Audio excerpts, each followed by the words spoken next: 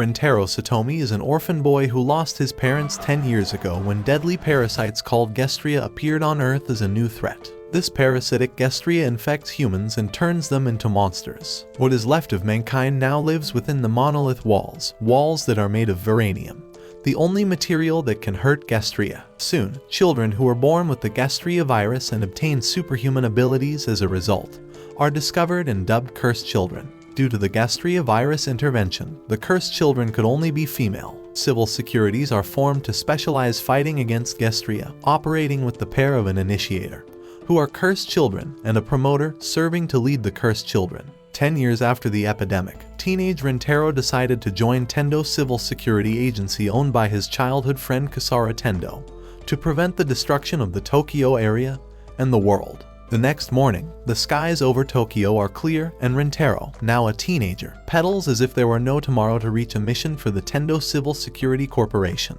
The officer in charge, Tadashima, seems surprised to see that Rentaro, a boy, is in charge of the mission. The confusion is quickly cleared when Rentaro shows him his civil security license, making it clear that appearances can be deceiving. After a conversation about the law prohibiting detectives from entering Gastrea-infested territories, the two head to the 4th floor where there are reports of possible Gastrea activity. When Tadashima asks about the initiator, Rentaro's partner, Rentaro confidently assures him that he won't need her. Though, of course, it's evident that the situation will get worse than he imagines. Spoiler, he was right. Upon reaching the apartment, they come across 2 bodies and a mysterious masked man, who casually happens to be on the phone amidst the chaos. After a short and somewhat awkward conversation, the masked man reveals that he killed the 2 men and that his goal is to destroy Tokyo. Rentaro, clearly furious, launches an attack using his secret technique, but the masked man dodges with irritating ease. The police officers who try to intervene don't fare any better, and soon the masked man leaves the scene, leaving Rentaro frustrated and Tadashima investigating the surroundings with more questions than answers. Meanwhile, Inju, who had been left behind, runs to join the action. On her way, she encounters a bloodied man who soon transforms into a spider Gastrea. Inju, with impressive agility, confronts the monster while Rentaro and Tadashima arrive to help. Despite Tadashima's best efforts, he fails to harm the Gastrea.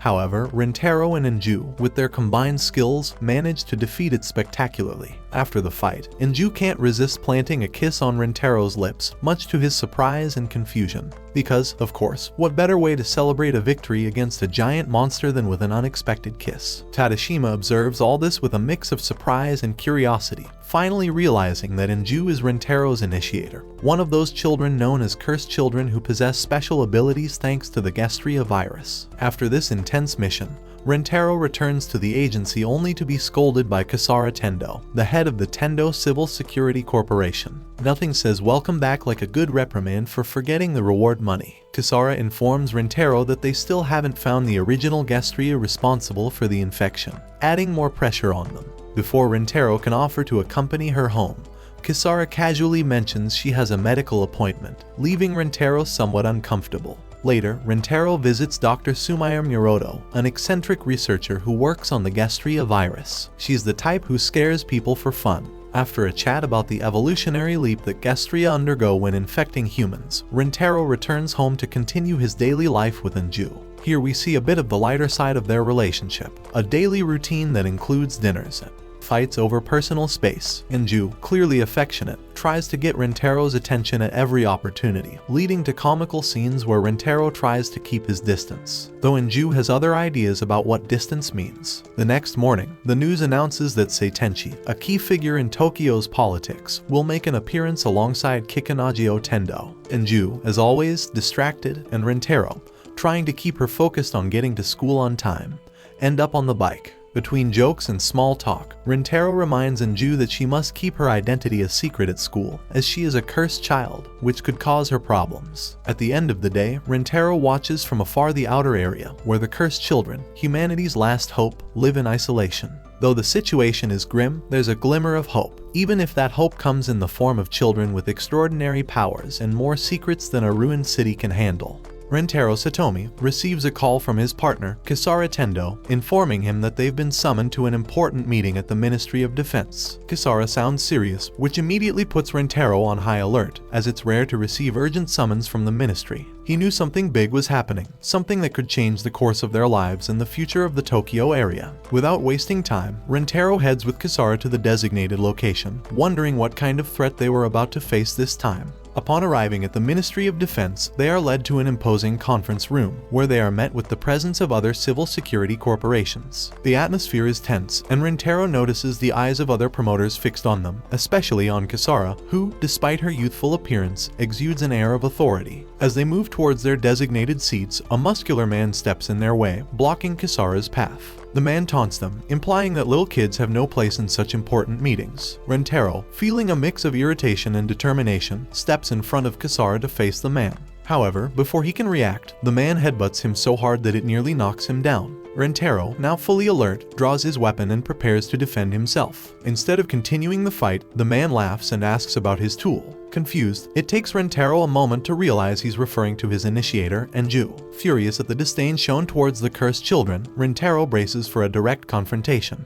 The tense situation dissolves when another promoter, Kagemachi Mikajima, steps in, ordering his subordinate to stop the fight. The muscular man, whom Rentaro soon learns is Shoujin Ikuma, withdraws, though not without casting one last disdainful look. Kisara, who had been watching the whole ordeal, informs Rentaro that Shoujin's IP ranking is 1584, far higher than Rentaro had imagined. Impressed but undeterred, Rentaro focuses on the meeting that's about to begin. Soon after, a man enters the room and informs them that the meeting will start immediately. The lights dim, and the screen shows Seitenchi, the ruler of the Tokyo area, along with Kikanagio Tendo, Kisara's grandfather and the man who adopted Rentaro when he was just a child. Seitenchi begins speaking, revealing that the threat they face is of catastrophic proportions. The Gastrea have started infiltrating the Tokyo area, and a crucial case, containing vital information for everyone's safety, has been stolen. The task of the promoters is to recover this case and defeat the infiltrated Gastrea. Kisara raises her hand, asking if she can know the contents of the case. However, Seitenchi refuses to disclose it, stating that it's classified information.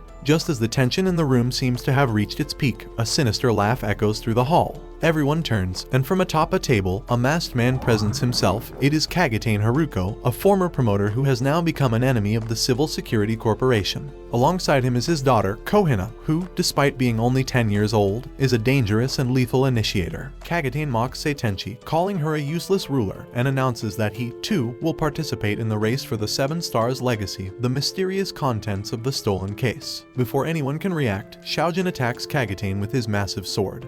But his blow is stopped in its tracks by an invisible shield. Kagutane's repulsion shield, powered by the Varanium flowing through his body, protects him from any harm. The other promoters, terrified, attempt to fire at him, but the bullets harmlessly bounce off. Visibly satisfied with the chaos he has caused, Kagutane throws a gift towards Rentaro, telling him that Judgment Day is approaching. He then escapes with Kohina through a window, leaving the room in a state of confusion and panic. After his departure, Seitenchi adds a new mission to the task. Not only must they recover the case, but they must do so before Kagutane gets his hands on it. The next day, Rentaro tries to clear his mind while shopping with Enju. However, the memory of the meeting at the ministry haunts him. Suddenly, they are caught in a violent situation when a young girl, one of the cursed children, is caught stealing. Despite the insults and mistreatment she receives, Rentaro decides not to intervene, knowing that any action in her defense would only make things worse. Enju, on the other hand, cannot help but feel empathy for the girl and questions Rentaro's decisions. Later, after witnessing the girl being taken away by the police, Rentaro follows her on his motorcycle to a dark alley. There, to his horror, he sees the officers mercilessly shooting the girl, leaving her on the verge of death. Overwhelmed by the cruelty of the situation, Rentaro rushes the girl to a hospital, where the doctors manage to save her life. However, the event leaves a scar on his soul, reminding him that the cursed children, those who should be seen as humanity's saviors for protecting them from the Gastrea, are instead treated as outcasts. That same night, as he reflects on what happened, Rentaro is confronted by Kagutane once again. This time, the villain makes him a tempting offer to join his cause. Kagutane tries to bribe Rentaro with the promise that, if he joins him, he could put an end to the cruelty towards the cursed children. Rentaro, firm in his principles, rejects the offer immediately, shooting the money Kagutane presents as an incentive. Although Kagutane threatens him, saying that he will soon face reality, Rentaro remains steadfast in his decision. The next day brings yet another emotional blow for Rentaro. Enju's identity has been revealed at school, and now she has disappeared. Desperate to find her, Rentaro scours the Tokyo area, asking the cursed children if they've seen her. Finally, he arrives at a sewer where a man named Matsuzaki cares for several cursed children. There, he learns that Anju has been hiding, convinced that her revelation has made her a danger to Rentaro. Despite the anguish he feels, Rentaro continues his search for Anju, determined to find her and prove that he will always stand by her side, no matter the adversity. Rentaro Satomi, after a tiring day of unsuccessfully searching for Anju, decides to return to Sumire Muroto's lab. His plan is to vent a bit and seek advice. However, as he begins to speak, he notices Sumire yawning, clearly showing disinterest. Confused, Rentaro asks if she's been paying attention, but she casually responds that she was thinking about what to have for dinner. This comment irritates Rentaro, reminding him that it was she who asked him to share his problems. Despite the situation, Sumire rephrases Rentaro's words, making it clear that although she seemed distracted, she was listening. Nevertheless, Sumire can't help but tease, commenting that Rentaro's problems are too simplistic and dull. The conversation shifts when Sumire reflects on why humanity must face the Gastrea. Rentaro, in a serious tone, reminds her that these monsters are humanity's most lethal enemies. But Sumire contradicts this, mentioning the existence of religious groups that worship the Gastrea as God's messengers, sent to cleanse the world of human sins. For some, humanity is the true culprit for depleting the planet's resources. Rentaro disagrees with this view and wonders what will happen to the cursed children if the Gastrea are truly divine messengers. Sumire, maintaining her characteristic calm, suggests that these children are merely intermediaries between humans and the Gastrea, provoking Rentaro's anger. Slamming the table with both hands, he firmly states that Anju is human. Sumire, with a sly smile, says she finally understands, but reminds him that although he knows Anju's origin, she herself does not yet know. Before leaving, Rentaro thanks Sumire for her advice. As he heads out the door, Sumire gives him a message from his superior. He should visit the student council office from time to time. Rentaro barely nods and continues on his way, when he receives an urgent call from Anju's teacher, informing him that she attended class but a worrying situation has developed. Meanwhile, Anju sits at her desk, alone, while her classmates stare at her in fear, keeping their distance. Upon arriving at the school, Rentaro encounters a heart-wrenching scene. A group of children surrounds Anju, hurling insults and calling her a monster. They demand that she leave and never return. Anju, visibly distressed, tries to defend herself, saying she is human and would never harm her classmates. From afar, Mai watches the scene but can't bear it anymore and turns her head, unable to intervene. Rentaro approaches Anju and suggests that perhaps they should transfer her to another school, but she, with tears in her eyes, refuses. Despite everything, Anju remembers the friends she has made and doesn't want to abandon them. However, Rentaro, looking at the terrified children, assures her that those friends are no longer her friends. At that moment, the sound of a helicopter interrupts the conversation. Rentaro, with a somber air, tells Anju they must leave. Kisara's call comes right after, informing him that they have located the original Gastrea, and that they need to be the first to arrive on the scene. In her usual tone, Kisara also mentions that she has spent all of Rentaro's tuition money to secure his participation in the operation, leaving him both surprised and resigned. In the helicopter, as they fly towards their destination, Rentaro notices something strange moving in the air. Suddenly, Anju opens the helicopter door, and before Rentaro can stop her, she jumps towards the enemy. Anju lands with a direct kick on the Gastrea, causing the monster to let out a scream as it crashes to the ground. Rentaro orders the pilot to descend so he can follow Anju. As they descend, Rentaro jumps using a rope, but loses control, crashing into the branches of the trees and landing with a minor injury. Without wasting any time, he heads towards where Anju is fiercely battling the Gastrea. The battle intensifies as Rentaro arrives. Anju, with impeccable precision, evades the monster's attacks and defeats it with ease. After the battle, a metal box emerges from the Gastrea's body. As Rentaro picks up the box, a dark figure appears, Kagatane Haruko. With a smile, Kagatane thanks Rentaro for doing his work and finding the object he had been searching for. Anju gets into a defensive stance, but before she can react, Kohina, Kagatane's daughter, appears in front of her, ready to fight. While Anju faces off against Kohina, Kagatane and Rentaro engage in an intense battle. However, Kagatane quickly demonstrates his superiority, defeating Rentaro with his technique Maximum Pain. Barely conscious, Rentaro tells Anju to run, but she refuses to leave him. Faced with Anju's refusal, Rentaro fires a bullet at her feet, forcing her to flee. Despite her instinct to protect Rentaro, Anju obeys and runs for help. Kohina, frustrated that her prey has escaped, asks Kagatane for permission to chase Anju, but he denies her, stating that their priority is to eliminate Rentaro. In a swift move, Kohina stabs Rentaro in the back, causing a severe wound. Weakened, Rentaro stumbles back to the edge of a cliff. With a sadistic smile, Kagatane asks if he has any last words, but Rentaro, with the little strength he has left, simply tells him to go to hell. Kagatane shoots, and Rentaro falls into the abyss, losing consciousness. Later, Rentaro wakes up in a hospital, with Kisara by his side. She explains that Kagatane plans to summon a stage V Gastrea using the legacy of the 7 stars. Although Kisara tries to convince Rentaro that he cannot win this battle, he decides to join the fight anyway. After saying goodbye to Kisara and Enju, Rentaro heads to Sumair's lab to gather supplies. Sumair hands Rentaro a bag of experimental medications, warning him that they are a last resort. With determination, Rentaro prepares for the final battle against Kagatane and Kohina. Alongside Enju, he embarks on a mission to stop the impending disaster, hoping to protect humanity once again. With everything ready, Seitenchi stands before a map of the unexplored territory, a vast expanse plagued by dangers and Gastrea. With the plan set, Rentaro, Enju, and other promoters and initiators embark on a crucial mission. They board a flight that will take them in search of Kagatane, their mortal enemy, whose whereabouts have finally been tracked down. The atmosphere in the helicopter is tense, the danger awaiting them on the ground is imminent. After a flight that feels eternal, they arrive at the designated location. The landscape is grim, desolate from the Gastrea invasions. Rentaro and Enju proceed cautiously, watching every step as they traverse the perilous terrain. In the distance, they manage to spot a Gastrea, but before they can be detected, they veer off the path and avoid confrontation. Their teamwork and synchronization keep them safe. For now, the relief is short-lived as an explosion shakes the air, drawing the attention of a stage IV Gastrea. With its colossal size and speed, the monster begins chasing them, threatening to annihilate them. Enju, with her incredible agility, grabs Rentaro and runs at an impressive speed, successfully escaping the monster. Every second counts as they move through the rough and dangerous terrain.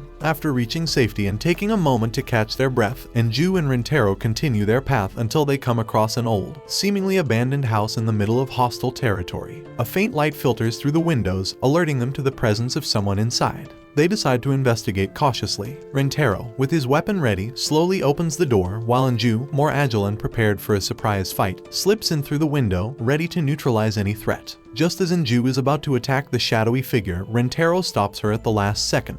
The person inside is not a threat but Keo Senju, Xiaojin's initiator. They soon realize that Keo is injured. A deep wound on her hand catches Rentaro's attention, and he immediately tends to it, showing his compassionate side amid the chaos. While Rentaro cares for Keo, Enju keeps watch outside, making sure there are no unpleasant surprises. Inside the house, Rentaro and Keo have a conversation where the girl reveals details about her life as an initiator, the struggles she constantly faces, and what it means for her to fight alongside Xiaojin. Despite the difficulties, Keo shows a resilience and determination that resonates with Rentaro. This exchange, although brief, allows Rentaro to better understand the emotional and physical burden that the cursed children endure day after day. The conversation is abruptly interrupted when Xiaojin, Keo's partner, calls to Enju, informing her that they have located Kagatane. The team prepares for the final confrontation. Rentaro, Enju, and Keo quickly leave the house and head towards the place where Kagatane is located. Along the way, Keo tells Rentaro about an intriguing subject: the Stairway to Heaven, a mythical structure that, they say, could change the course of humanity if someone were to control it. Finally, the trio arrives at an abandoned port. The sound of waves crashing against the rocks is the only thing to be heard in that desolate place. From the shore, they look towards the supposed location of Kagatane, knowing that the final battle is near. The tension in the air is palpable as they prepare to face their most feared enemy. Rentaro and Enju locate Kagatane Haruko and his initiator, Kohina, while Keo volunteers to stay behind to prevent the Gastrea from interrupting the impending battle with the masked man. The confrontation begins swiftly, with Rentaro and Enju facing the formidable power of Kagatane. After a fierce fight, the pair arrive at a nearby village, where they discover a devastating scene: a severed arm and Xiaojin's body lying dead, impaled by his own buster sword. On a nearby building, Kagatane and Kohina appear, ready to settle scores with Rentaro. The situation grows increasingly tense. Meanwhile, in the control room, Seitenchi discusses Rentaro and Enju's chances of success with Kisara. Confidently, Kisara asserts that they will achieve total victory. When doubts arise, Kisara reveals Rentaro's painful past, where he lost his right arm, right leg, and left eye due to a Gastrea attack 10 years ago. It was the surgeon Sumair Miroto who saved him, reconstructing his body with Varanium prosthetics. Back in the village, Kagatane confronts Rentaro, threatening to stop him from retrieving the legacy of the 7 stars. Rentaro, remembering past humiliations, vows to destroy him. During the fight, he breaks Kagatane's weapon and leaves him momentarily stunned. However, the battle takes a new turn when Rentaro's prosthetics begin to deteriorate, revealing that, like Kagatane, he too is part of the new humanity creation plan. Despite the pain, Kagatane smiles, reveling in the feeling of being alive. Kohina, full of rage, attacks Rentaro, but he and Inju manage to block her onslaught. The battle intensifies as Kagatane explains that fighting the Gastrea gives his life purpose, and that war is the only way people like him, Rentaro, Kohina, and Inju can find meaning in their existence. Once again, he offers Rentaro the chance to join his cause, but Rentaro refuses. Inju attacks Kagatane, but her efforts are in vain. He blocks her strike and counterattacks with his powerful Varanium firearms. Rentaro intervenes, protecting Inju from the bullets, but this gives Kagatane the opportunity to pierce his abdomen, leaving him gravely injured. Desperate to survive and not abandon Inju, Rentaro injects himself with several doses of experimental AGV drugs, allowing him to regenerate his wounds. In a fit of rage, Rentaro brutally defeats Kagatane with a single blow each. The battle ends, but the threat has not disappeared.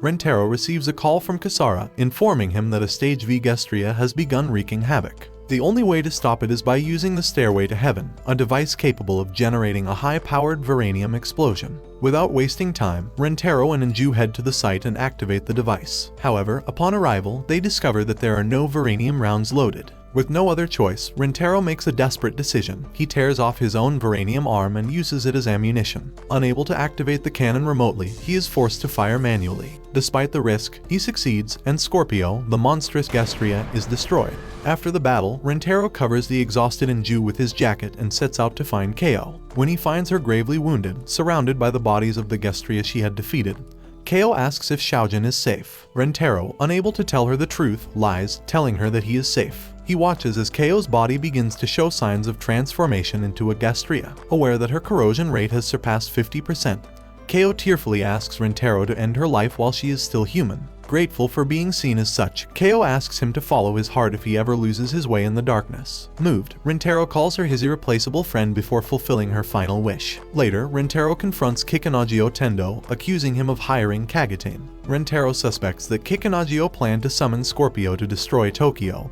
and prevent the implementation of the new Gastrea law. Kikanagio reminds him of the pain and suffering that the Gastrea have inflicted on humanity, and asks how Rentaro can expect him to grant the same rights to those capable of controlling them. Though filled with rage, Rentaro decides to spare his life, in gratitude for saving his own years ago. Finally, Rentaro visits Seitenchi, who refuses to give him details about the true purpose of the legacy of the 7 stars or the nature of the Gastrea. As Rentaro reflects on this, he meets Inju in a park, pondering Seitenchi's words about the new Gastrea law and the rise in the ranks. Rentaro understands that if he continues forward, he will find the answers he seeks. However, in Sumaya's lab, a computer reveals that Inju's corrosion rate has reached 42.1%, dangerously close to a total collapse. In the dojo, the tension in the air is palpable as Rentaro Satomi watches Kasara Tendo, who is practicing with her Snow Shadow sword. The precision and speed with which Kasara wields her blade is fascinating. In a matter of seconds, she destroys her target, leaving Rentaro in awe. Kasara's technique is not merely a display of skill, it's a demonstration of her lethal prowess. The Snow Shadow is not an ordinary sword, it's specifically designed to kill, and its wielder handles it with a mastery that comes only from years of disciplined training.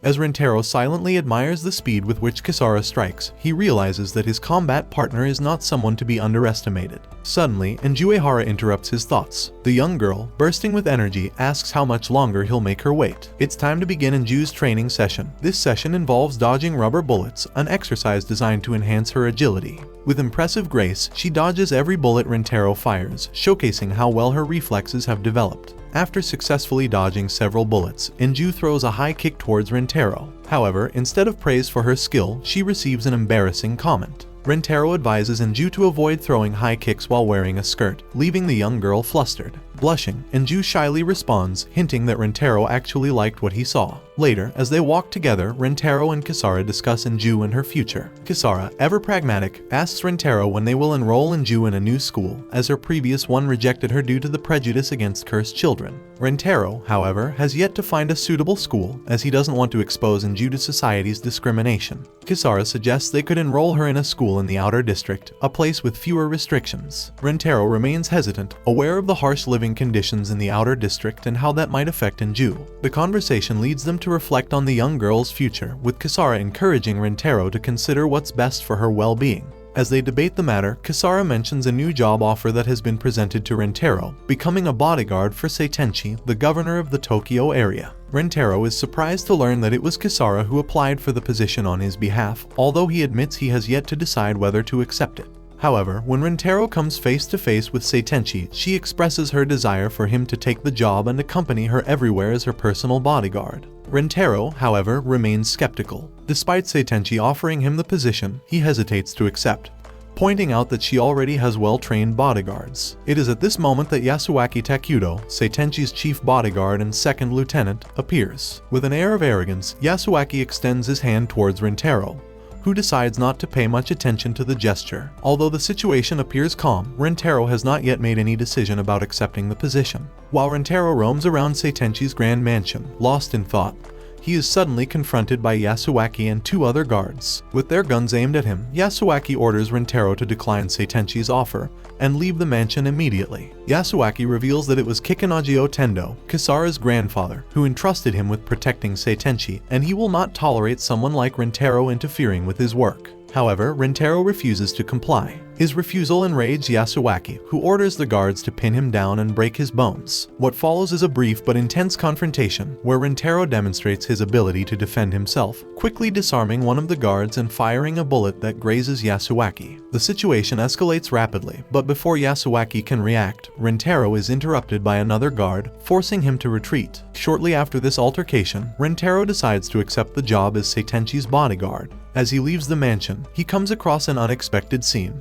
Three men harassing a young girl, shouting at her for running over one of their companions with her bicycle. Rentaro, enraged by the men's abuse, steps in. Flashing his civil security badge, he threatens them and forces them to back off. The young girl, Tina Sprout, thanks Rentaro for his help, amazed by the heroic figure she has just witnessed. She looks at him with admiration, confessing that she has never met a superhero before. Rentaro notices that Tina seems disoriented and worried, and when he asks her, he discovers that she is lost. Taking her to a nearby bench, Rentaro sits beside her and helps her clean up, while she explains that she is nocturnal and needs to take caffeine pills to stay awake during the day. Intrigued by the situation, Rentaro gives her his phone number in case she needs help in the future. Tina, with a shy smile, immediately dials the number to ensure it's correct. As they part ways, Rentaro can't help but feel intrigued by the mysterious young girl. That same night, Tina receives a mysterious call. On the other end of the line, a voice confirms that she has successfully infiltrated the Tokyo area. Tina, with a cold and calculated tone, reveals that her target is Seitenchi,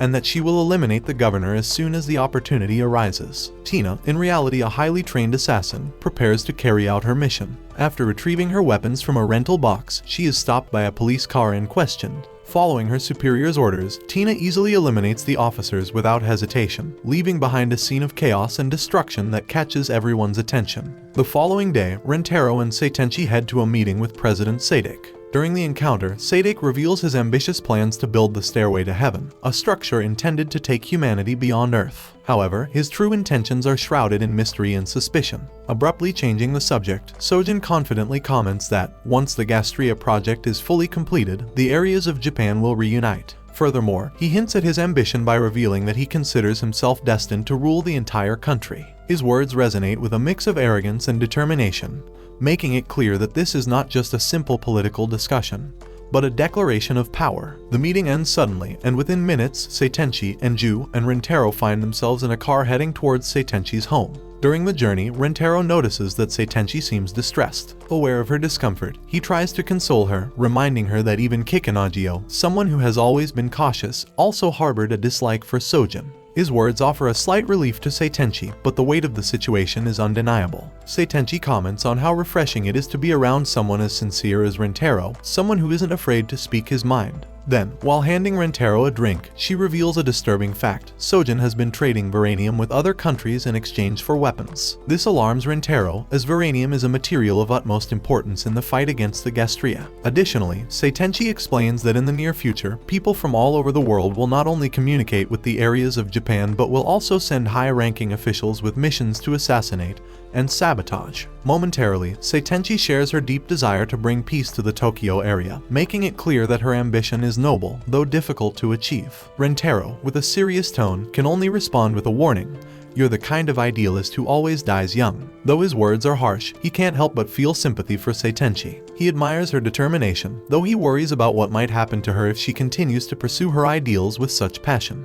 At that moment, Inju, who had been asleep, wakes up. With her usual childish humor, she tells Seitenchi that Rentaro only cares about women with large breasts. Suddenly, Inju, with a serious expression, tells Rentaro that she has a bad feeling. Her words put Rentaro on high alert. Looking around through the car window, he notices a suspicious light in the distance. His combat instincts kick in immediately. Without a second thought, he grabs Seitenchi and Inju, pushing them to the floor as a bullet flies through the air, hitting the car. The situation becomes critical. Before a third shot can land, Rentaro quickly helps Seitenchi up while keeping Inju safe. The sniper, hidden somewhere, fires again, but Inju, with her superhuman agility, intercepts the bullet with a precise kick, saving everyone. Immediately, several security personnel surround Seitenchi, escorting her to safety, while Rentaro and Inju stay behind, vigilant and assessing the situation. From a nearby building, Tina Sprout contacts her master. In a cold voice, she informs him that she has failed in her mission to eliminate Seitenchi. However, she assures him that she will retrieve the Shenfield and retreat before anyone catches her. As she gazes over the vast city, her next move is already in mind. Tina is sitting on a bench near a river, quietly waiting for Rentaro while yawning, revealing her nocturnal nature. Rentaro finally arrives, bringing with him a bento for Tina to enjoy.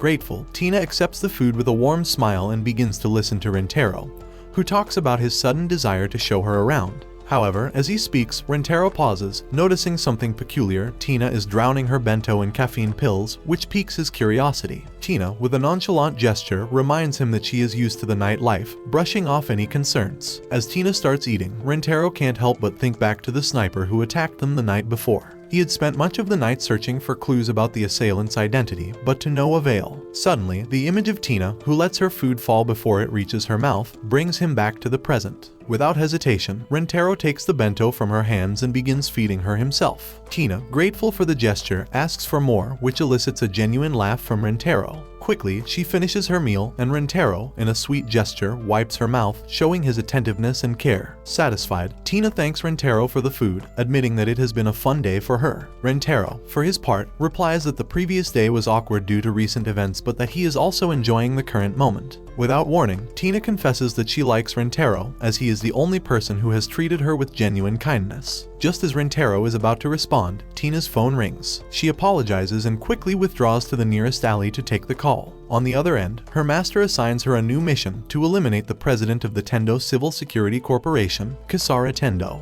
Without hesitation, Tina accepts the mission with determination. Rentaro, meanwhile, returns to Magata High School, where he encounters a peculiar scene. Two girls leave the place in a hurry upon seeing Kisara heavily armed. Kisara, hiding behind a door, tells Rentaro they must break in and eliminate Miori. However, Rentaro insists that force isn't necessary, only to be interrupted when Miori takes his hand. Once inside, they begin discussing the sniper and the type of weapon used.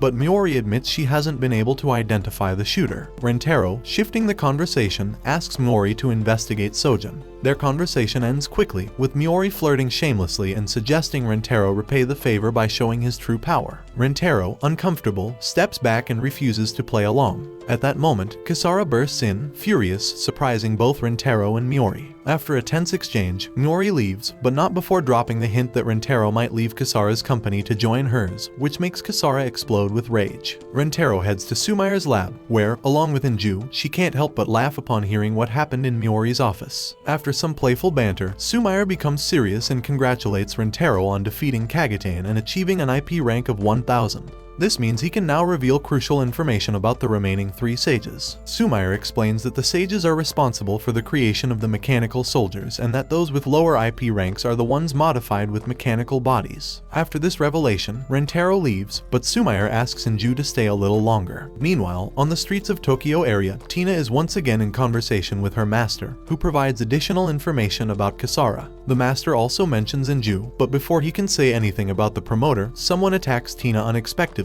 interrupting their conversation. Tina arrives at the Tendo Civil Security Corporation, where she finds Kisara complaining about Rentaro. Looking up, Kisara realizes Tina is armed. Acting quickly, she ducks behind her desk just as the attack begins. With agility, Kisara grabs her sword, the Snow Shadow, and destroys Tina's weapon, but Tina remains undaunted. Tina counterattacks, pushing Kisara into a corner. Kisara, in the midst of agony, screams desperately for Rentaro's help. Meanwhile, Tina's hands begin to tremble, hesitating in the attack. At that moment, Rentaro bursts into the room and, with a kick, knocks Tina aside. The two briefly fight, but Rentaro stops upon recognizing who his opponent is. In the end, Rentaro asks Kisara to cut the floor, and as she does, Tina escapes, leaving Kisara gravely injured and being rushed to the hospital due to her kidney problems. Once at the hospital, Rentaro and Kisara have a serious conversation about Kisara's kidney issues. She reminds him that her illness drives her to seek the destruction of the Tendo. The three leave together, and Kisara informs Rentaro that she will assign him the mission to protect the Tokyo area.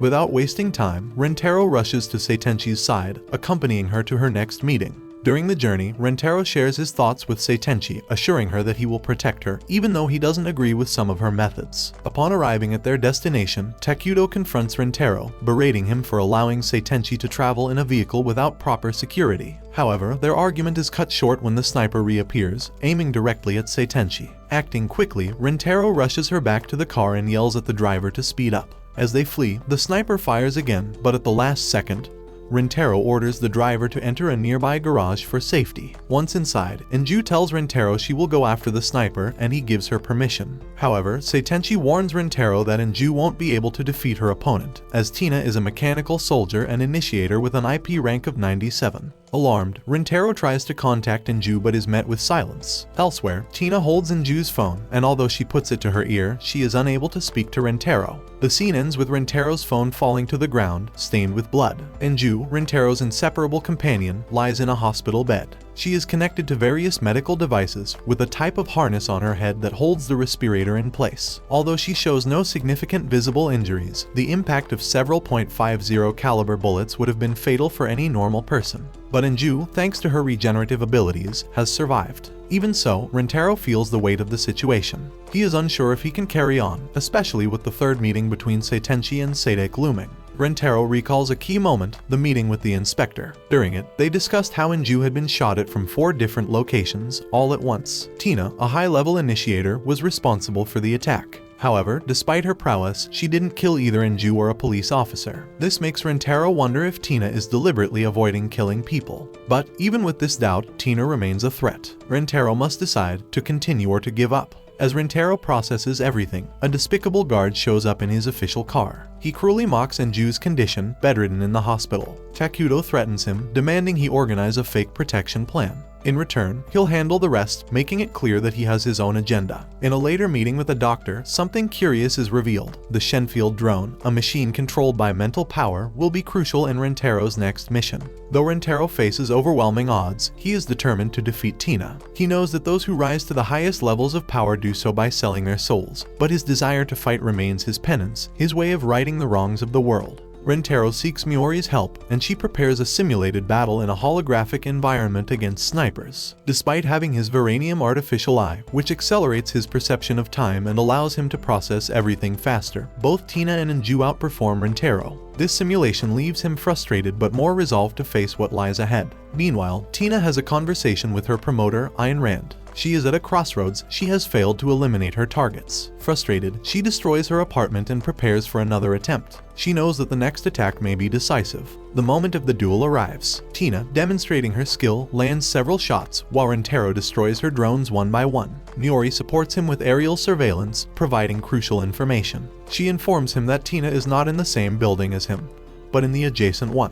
With this information, Rentaro moves closer, managing to get within reach for hand-to-hand combat. They fight with knives in a fierce battle of skill and dexterity. At a critical moment, Tina reveals a 4th drone, a card up her sleeve that Rentaro did not expect. However, he reacts quickly, throwing a stun grenade just as Tina is about to destroy the drone. Although it seems the grenade has failed, it miraculously explodes at the last second, blinding Tina and giving Rentaro the edge needed to defeat her. Tina, wounded and beaten, asks Rentaro to kill her. She reveals that her body is a blend of advanced technology, making her a cursed child with mechanical enhancements. Despite Tina's request, Rentaro refuses to end her life. He acknowledges that, although Tina was his enemy, she saved Enju, and for that, he wants to give her a second chance. Rentaro carries his vanquished foe, determined to plead for a lenient sentence for her. As Rentaro and Tina attempt to leave the area, the guard Takudo reappears. He shoots Tina in the stomach while his henchmen restrain Rentaro, relishing their suffering. In the midst of desperation, just as the guard is about to shoot again, Seitenchi arrives with her own guards. She has left the meeting earlier than expected and ends the assault. Seitenchi, impressed by Rentaro's bravery, offers him a reward.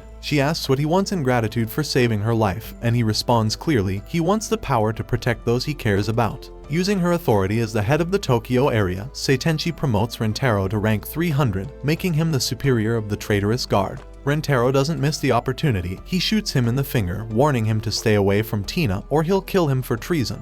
A week later, Rentaro has failed to find a link between Sadek and Rand.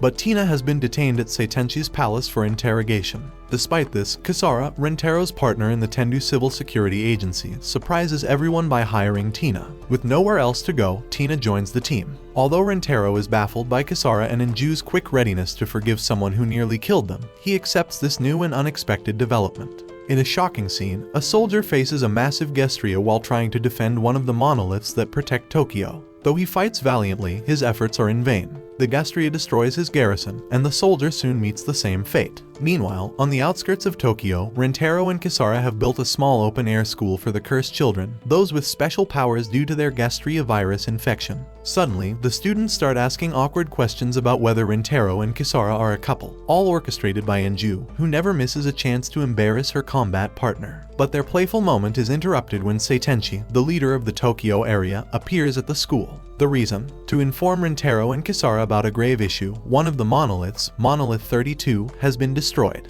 Danger is imminent. A Stage 4 Gastrea, known as Aldebaran, has sprayed Monolith 32 with a corrosive fluid that will make it collapse in 6 days. The construction of a new monolith will take 9 days, leaving the city exposed for 3 critical days. Although Seitenchi tries to keep the information a secret, the collapse of the monolith will be inevitable and cause mass panic. Outside the city, 2,000 Gastrea are already gathering under Aldebaran's command, ready to attack. The fate of Tokyo rests in Rentaro's hands. Seitenchi asks him to form an auxiliary team, a special squad in which the Civil Security Agency will work alongside the Japan Self-Defense Forces to counter the Gastrea threat. This team will need to hold the line while the new monolith is being constructed, and Rentaro accepts the mission, though he struggles to believe they only have 3 days before the city is destroyed. Returning home, Rentaro is met with a peculiar scene, and Ju and Tina greet him. At knife point, it turns out that Tina, now living with them, has been recruited by Inju to cosplay as one of the magical girls from her favorite show, Tenchu Girls. Tina, while apparently an incredible pizza chef, can't do much else, adding a humorous touch to their shared life. Later that night, Rentaro and Tina have a deep conversation. She reveals how grateful she is for being saved from her previous life with Professor Rand. She now considers herself an otaku, thanks to Inju, and sees Rentaro as an older brother. During the conversation, Tina learns about the destruction of Monolith 32 and, without hesitation, decides to join Rentaro in the fight. She is no longer the level 98 initiator she once was. Now, Tina has taken control of her own life. Rentaro tells Tina about the true motives behind the creation of his civil security company. Both he and Kisara are driven by a desire for revenge against the Gastrea. Additionally, Inju has been betrayed so many times by humans that she has grown cold and indifferent towards them. However, in the past year, Rentaro, Inju, and finally Kisara have changed. Now, they are more committed to protecting people than ever before. The next day, Rentaro and Tina embark on a recruitment mission. They decide to visit other civil security agency members to form the team they need to protect Tokyo. On their way, they encounter a cursed child who disfigured herself by pouring molten lead into her eyes after being abandoned by her mother. It's a heart-wrenching scene that reminds Rentaro of how cruel the world can be to these children. In the background, protesters march against Seitenchi's new Gastrea law, a law that was rejected after the assassination of one of its main supporters. Their little walk ends when they arrive at the home of the Katajiri siblings, Tamaki and Yuzuki, a pair from the Civil Security Agency. Tamaki, the leader of the duo, initially refuses to join Rentaro's team, arguing that he doesn't take orders from someone weaker than him.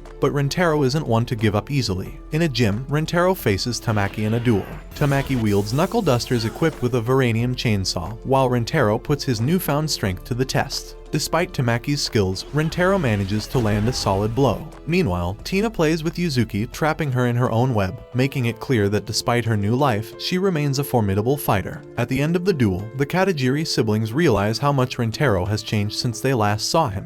With this, they finally agree to join Rentaro's auxiliary team, helping to defend Tokyo against the impending Gastrea invasion. After the brief and somewhat chaotic duel between Rentaro, Tina, and the Katajiri siblings, Rentaro decides to take Tina to meet Sumire Muroto, Along the way, Tina mentions she had heard rumors about Sumire, describing her as incredibly intelligent but somewhat peculiar. Upon arriving, they enter Sumire's dark and mysterious laboratory, where Rentaro calls out loudly for her. From the shadows, Sumire slowly emerges, her gaze fixed on Tina, who is inspecting some jars with Gastrea remains. Suddenly, Sumire gets too close, leans on Tina, and moans without warning, causing Tina to scream in fright. That entrance was far too bizarre for my liking. Apparently exhausted, Sumire reveals she hasn't eaten in a while, and that if she had been left alone a little longer, she probably would have starved to death. With the tension broken, they begin to discuss more serious matters. Sumire explains to Rentaro how his rank has increased thanks to defeating Kagatane and Kohina Haruko, and how Kagatane, that unstoppable villain, was actually a mechanical soldier created by the German head of the new human creation plan.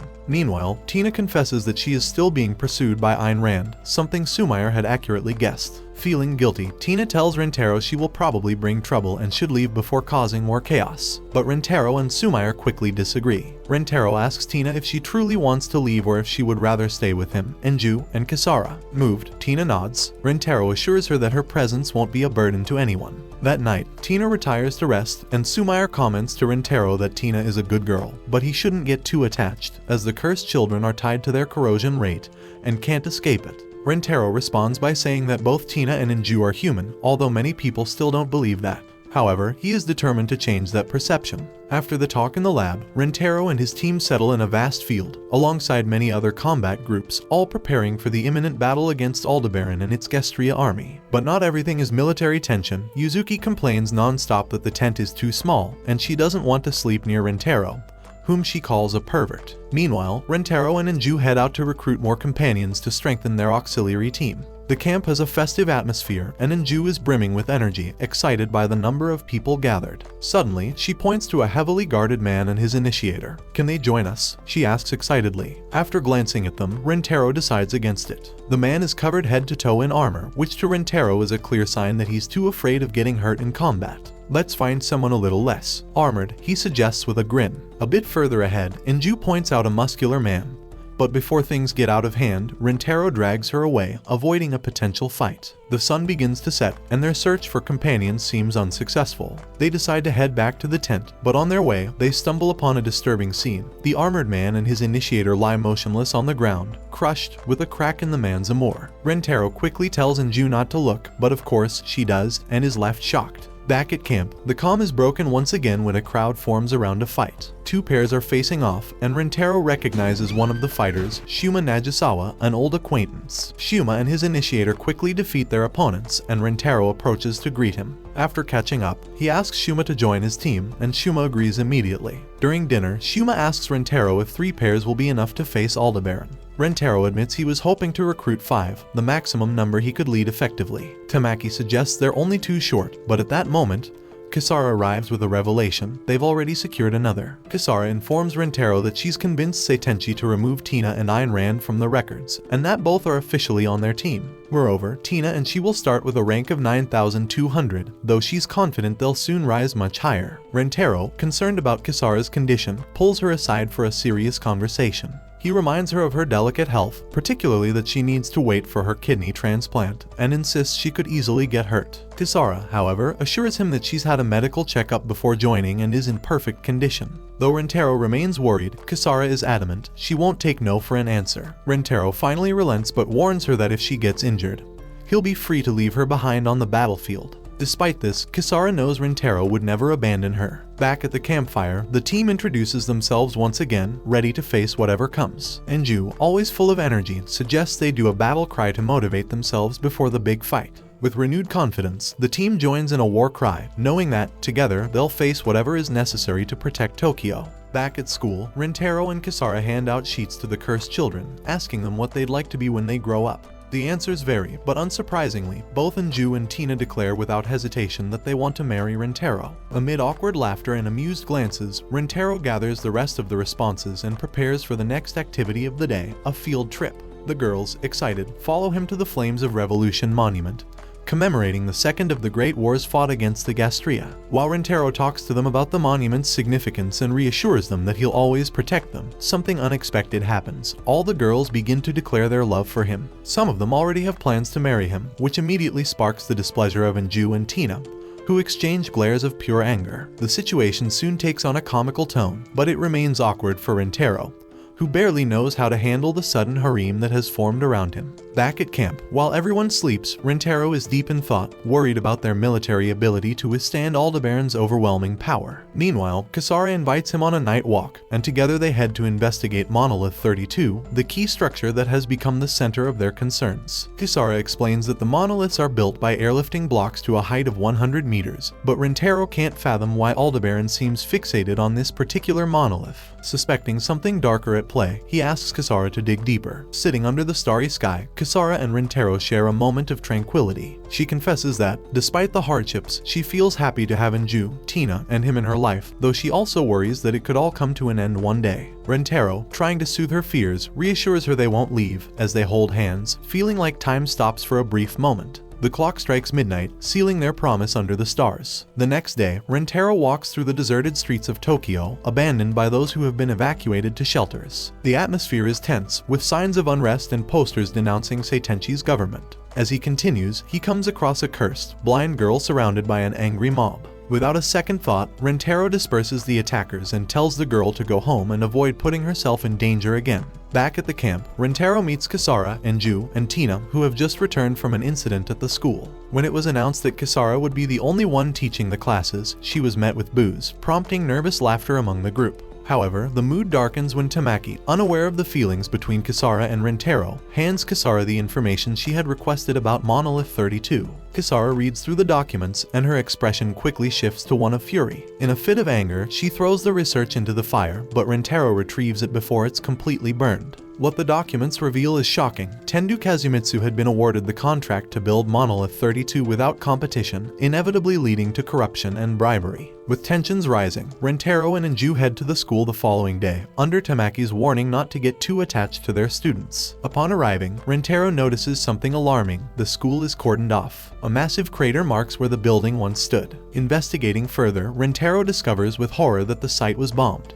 The scale of the explosion suggests it was devastating, and after confirming the identities of the bodies at the police station, Rentaro is left shattered. They were his students. Despite attempts to shield Anju, the officers fail to stop her from seeing the bodies of her classmates. The look of pain on her face is indescribable. Emotionally drained, Rentaro climbs onto the roof of the police station, where he reads through the sheets on which the cursed children had detailed what they wanted to be when they grew up. Sadness and frustration consume him. Gastrea calls him to inform him that Tina has calmed down. But Rentaro can't contain his fury. He vents his frustration, stating that protecting those who don't deserve it is pointless and lamenting the pain caused by the bomb, which had been laced with uranium fragments to maximize suffering.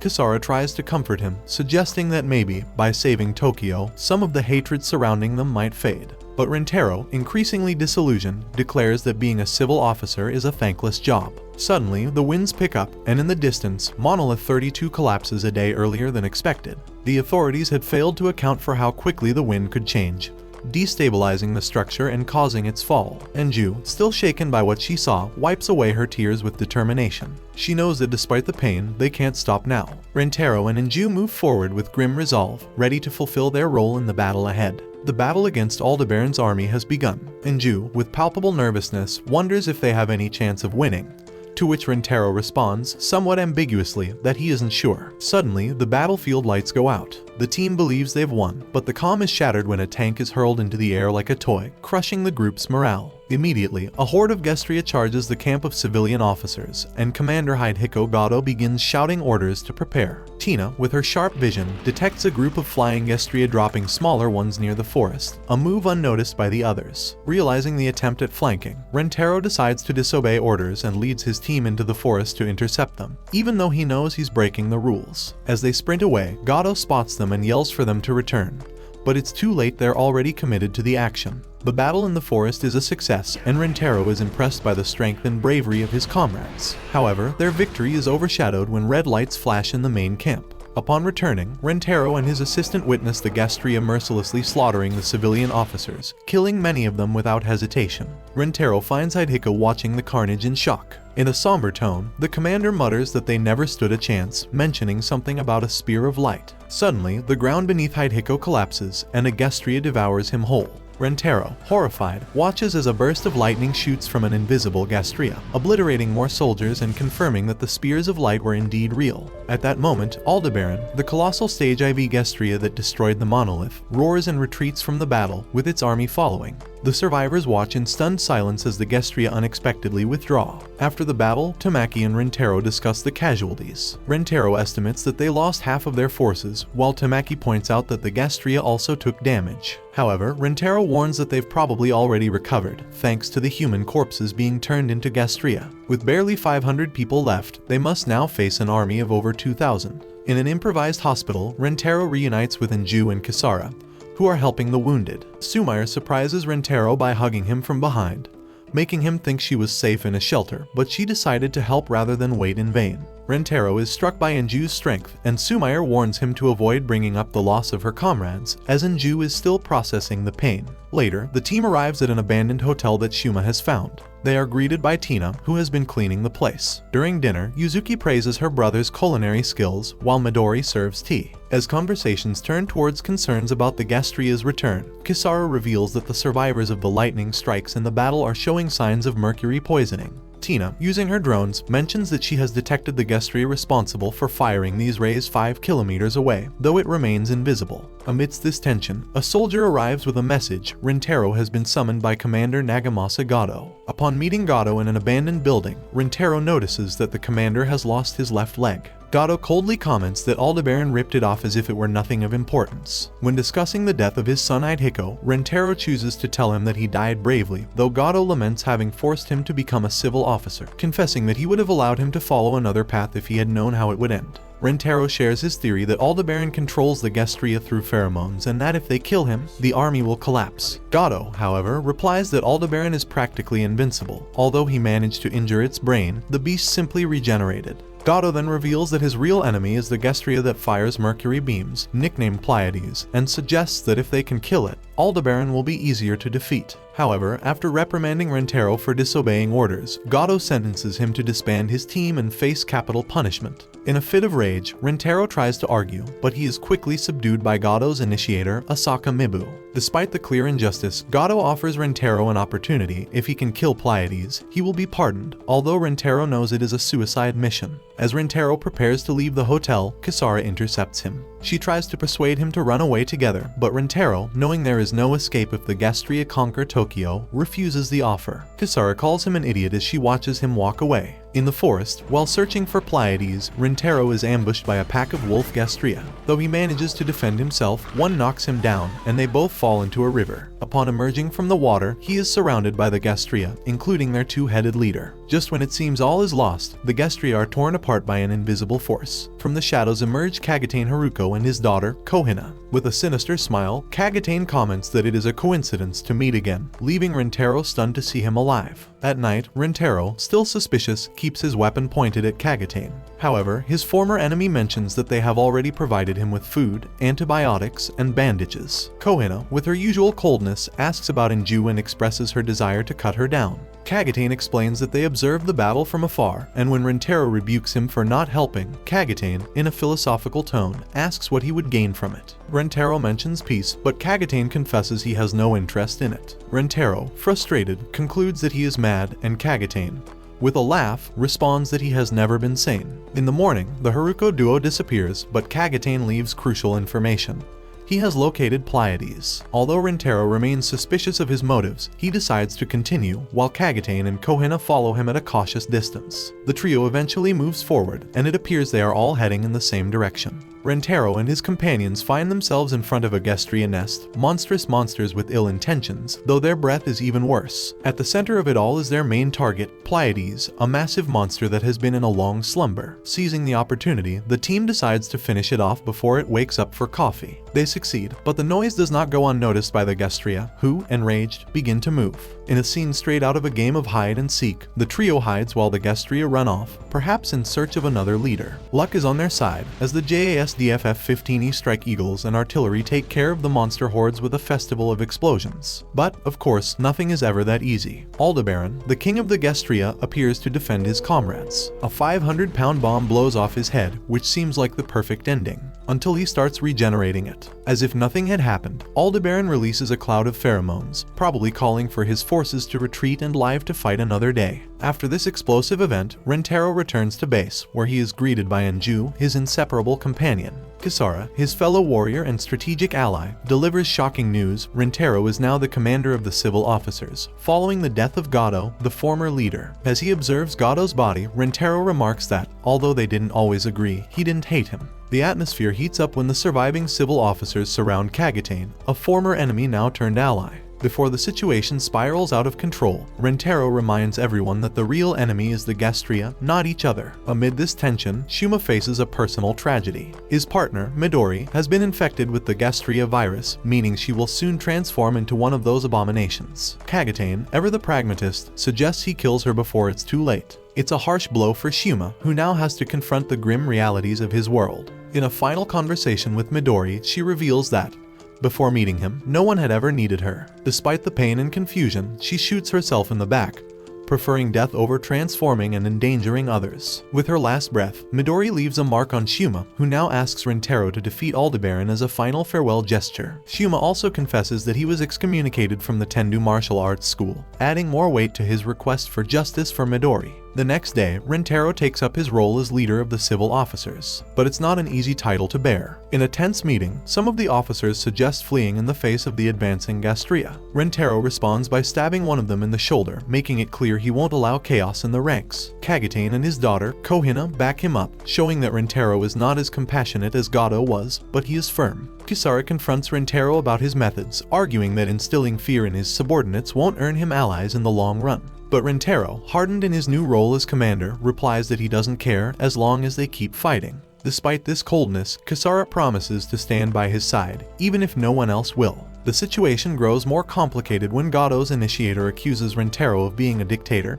and not living up to Gado's legacy. In a fit of rage, she tries to attack him, but Shuma intervenes and stops her. Shuma asks her to be his temporary initiator, and she agrees, just as Miori arrives with reinforcements. Rentaro had hired Miori as a strategist, and she arrives with a plan and a weapon that could turn the tide of the battle, a more powerful bomb than the last, capable of destroying Aldebaran, provided they can place it in his core. The challenge is that they need to pierce Aldebaran's tough armor and ensure he is in the process of regenerating for the bomb to have its maximum effect. This requires more firepower than they currently have.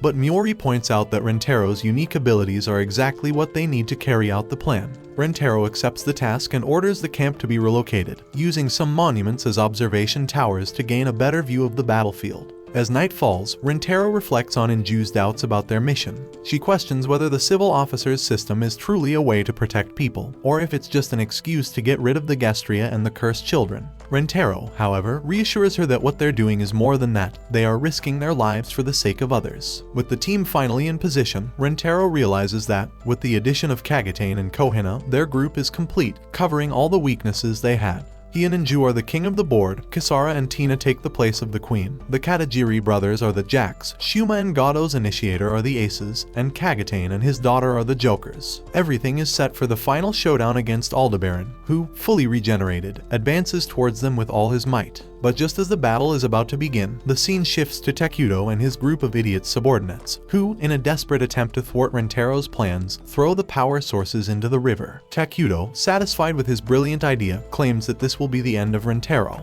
Will our hero be able to overcome this new obstacle? The remaining civil security officers, along with JSDF elements who undoubtedly only have artillery left as their armor and infantry were destroyed 2 episodes ago, wait for the batteries. But they don't arrive. Tina, with her enhanced vision, can see the exact location of the Gastrea, but only she has that privilege. Just when it seemed all was lost, the sky lit up with streetlights. These weren't just any streetlights, they came from the leader's palace, part of the Genin festival, where both people and cursed children had gathered. Seitenchi tells Rentaro that each light is filled with hope and prayers for survival, insisting that he must win the battle. Then, in a more reflective tone, she tells Inju that she believes people have 2 faces, one of light and the other of darkness. Inju responds by affirming that she will protect both. The Gastrea approach dangerously close, and the group starts firing with mortars and GPMG machine guns, managing to break the first wave. The adjuvants join the action, attacking the Gastrea with their full arsenal. As the battle intensifies in the city, Kisara, the remaining adjuvants, and Rentaro's team handle the monsters, destroying them one by one. Shuma and Kagatane tell Satomi not to waste time on the small fry. Finally, facing Aldebaran, Rentaro and Inju manage to plant the LP bomb inside its body, taking advantage of the moment when it opens its shell to try and stop Rentaro. At a safe distance, the group waits for the explosion, but the bomb fails at the last second. Rentaro, desperate, realizes there's still a way to detonate it manually. Before proceeding, he bids farewell to Inju, thanking her for everything, and knocks her unconscious to protect her from what's about to happen. Rentaro tries to apply enough force to detonate the bomb, but it's only possible at point-blank range. Though he manages to dodge some projectiles, he can't avoid being hit by a corrosive fluid that destroys the vibranium, and as a result, he loses his leg. Just when the situation seems hopeless, Shuma appears and helps him reach a safe place. Determined, Shuma mentions that the technique that got him excommunicated from the Tendu martial arts school is forbidden, but he will use it to bury Aldebaran. Despite Rentaro's protests, Shuma confronts the monster and delivers such a powerful blow that it manages to activate the bomb. After an impressive mushroom-shaped explosion, Rentaro regains consciousness and, with Inju's help, stands up to witness the devastation. Aldebaran and Shuma are dead, the Gastrea have been defeated, though many escaped beyond the monoliths. The cost was immense. Of the civil security officers, only around 20 survive, and the JSDF losses over the past 2 days are staggering. Up in the sky, materials for a new monolith are being transported, signaling that the civil security officers have won the third Kanto battle. 2 days later, at the Tendu compound, Kazumitsu Tendu appears to confront Rentaro, Kisara, and their initiators. The atmosphere is tense. Kisara bluntly addresses him as Vice Minister of Land, Infrastructure, Transport, and Tourism, the same bastard responsible for the faulty monolith that caused so many deaths. He thought he had eliminated all evidence regarding the construction of the monolith, but Kisara had uncovered the truth. The vibranium blocks had been mixed with other materials to reduce their purity, and Kazumitsu pocketed the money. Arguing that the purity should have been sufficient, Kisara points out that it wasn't in the case of Aldebaran and reproaches him for using his ill-gotten gains to secure his current position. Kisara holds him responsible for the lives lost during the battle. Kazumitsu, revealing his true villainous nature, claims he controls everything with money and flees whenever danger arises. Challenging him to a duel, his secretary, lover, whatever, Shina Kazumi, acts as Kazumitsu's witness, while Rentaro does so for Kisara. Rentaro wonders if things have really come to this, but Kazumitsu, confident, declares that he will finally silence Kisara. She, however, is determined to avenge her parents' death. Using a fighting style unfamiliar to Kazumitsu, Kisara swiftly defeats him, diverting his attack and, with a single strike, cuts off his legs. As he lies on the ground, she reveals that her second attack was much faster than Kazumitsu could perceive and demands to know the truth about her parents' death. Under pressure, Kazumitsu confesses that he, along with 3 others, including Kikanojo Tendu, were involved. Kisara's father was about to expose the corruption within the clan, stating that they had orchestrated events to seize their current power. Satisfied with the information, Kisara leaves the dojo with Rentaro and the others. Kazumitsu, relieved, thinks he has been forgiven, but as they all leave and Rentaro closes the door, Kisara reveals that her second strike was fatal. From inside the dojo, the sound of Kazumitsu's head splitting open is heard, spraying blood onto Kazumi. Rentaro immediately rushes in, urging the girls not to look. Kisara has finally achieved her revenge, executing one of the people responsible for her parents' death. Visibly shaken, Rentaro tells her he knew this wasn't justice, but an execution. Kisara replies that he couldn't bring himself to kill the people responsible for past incidents, like Kikanojo and Saojin. She asserts that, while Rentaro represents justice, only evil can destroy a greater evil, and that evil is her. These words trouble Rentaro, who fears that one day he and Kisara might face each other as enemies. With that, he leaves the place under the watchful eyes of everyone present. Meanwhile, Seitenchi addresses the people of Tokyo, announcing the approval of the new Gastrea law. She declares that, for now, the children bear the heavy burden of fighting the Gastrea, but that this can change, and it's up to them to make it possible. Meanwhile, Rentaro and Inju head to the sacred palace to be decorated. During the journey, Inju hands him an oath: "You will never fight alone. We will do everything together. Don't knock me unconscious without warning." The fourth oath is interrupted when the tram they are on halts due to an accident at the next station. Inju, reflecting, wonders if they could have helped those who died. And for the first time, Rentaro lets down his facade. Remembering the sacrifices of those who have fallen Shuma, Midori, Keo, he weeps uncontrollably, confessing his fear of becoming indifferent to death. Inju, smiling, promises that she will always be by his side, a promise Rentaro gratefully accepts.